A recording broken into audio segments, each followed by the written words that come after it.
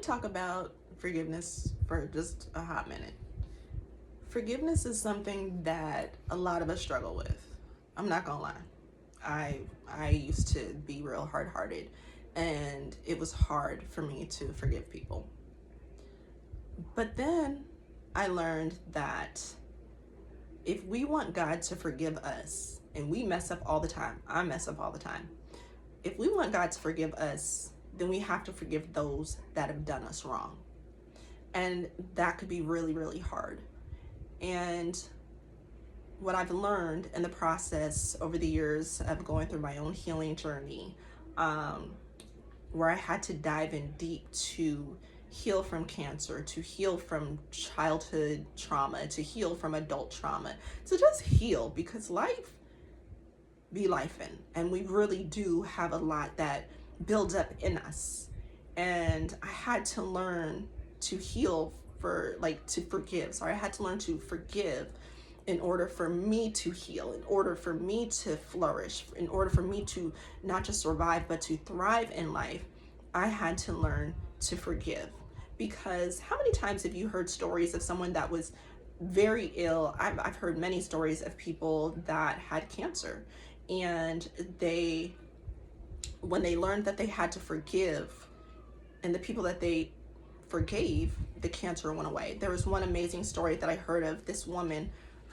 She found out years later, as her children were adults, that the babysitter had done terrible things to her sons when they were children. Again, now adults with their own families. But she had so much grief, she ended up with, the C word. And she told the doctors, no, I'm not going to do anything. I'm not going to do chemo. I'm not going to do any of that. I know where this came from. I know how to take care of it. She went into a radical forgiveness to forgive this woman. She didn't even know where the woman was at this point in time. She forgave, and she was healed. This happens many, many times. The saying, and I'm full of cheesy sayings at times, but they make sense. When you don't forgive, it's like you're taking poison waiting for the other person to die. That's what unforgiveness is like.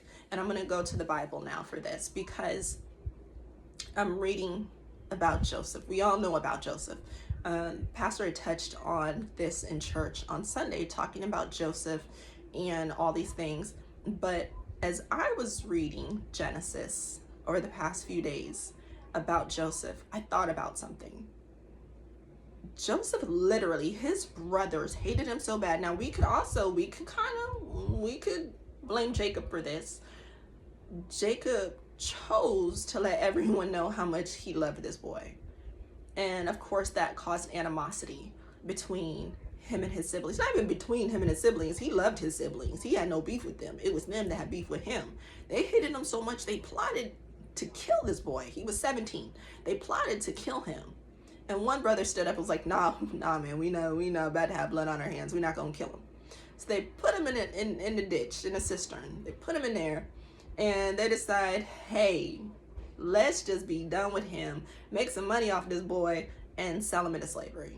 Sold him to the Ishmaelites.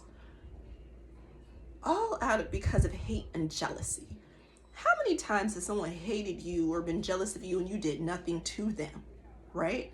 It's just what's in their hearts, and you can't let that affect you. So now we have Joseph. He's sold into slavery, and he's in Potiphar's house. And then what's Potiphar's wife do? This woman is so trifling, we don't even know her name. She don't even get a name. And you could tell that Joseph did not walk around in unforgiveness due to his brothers. He didn't walk around in unforgiveness because he was elevated even in Potiphar's house. Because how many times have you seen someone that has hate in their heart and they don't become elevated? They get stuck. That didn't happen to Joseph. And then even after what Potiphar's wife did to him, now he's thrown into prison.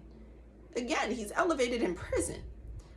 The dreams that he interpreted for the other prisoners, the two other prisoners, the cupbearer and the baker, I feel like his gift would have been blocked if he had hate in his heart for Potiphar's wife.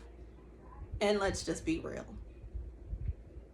He had every reason to have beef with this woman and his brothers, and yet he elevated, because if he had beef and he had animosity and bitterness in his heart, he wouldn't, I feel like his gift would have been blocked, and he wouldn't have helped these prisoners interpret their dreams. And then he could have had beef for old boy that was supposed to talk to the Pharaoh when he got out, but instead 2 years went by, and then he's like, oh yeah, wait, I forgot to tell you about this dude in prison named Joseph. So fast forward, Joseph, literally during the famine, he saves his family. Yeah, he put his brothers through some things and acted like he didn't know them and everything, but that was to see, that was to test them. That was to test their hearts and see, are they the same people from 20 years ago that sold me into slavery, right? All because they hated him. He forgave them. How do we know he forgave them? Because he helped them. He broke bread with them before he even told them who he was.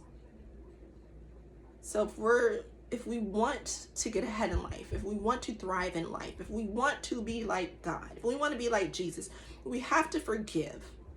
We have to forgive. It's important. It's not for the other person. Forgiveness is not for the other person. Forgiveness is for us. So think about that today. Go back to Genesis, read about Joseph. Read about how God wants to forgive us, but will only forgive us if we forgive others. Forgive others their trespasses as God forgives us. And see how your life changes for the better.